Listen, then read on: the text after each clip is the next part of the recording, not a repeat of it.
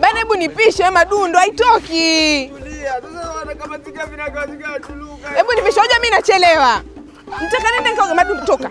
Toka. Sasa una nini? Piga. Sasa usimame lakini. Kasi iko ngumu. Simama.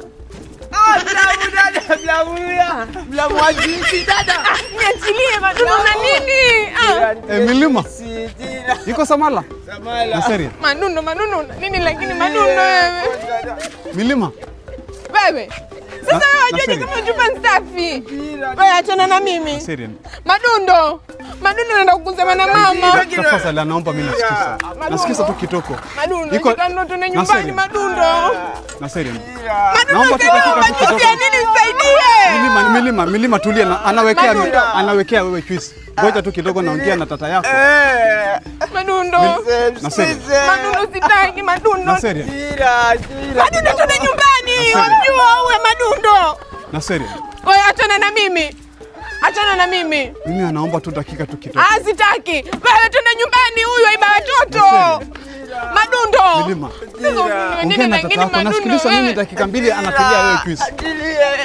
Twende. Dawa Madundo lakini una nini?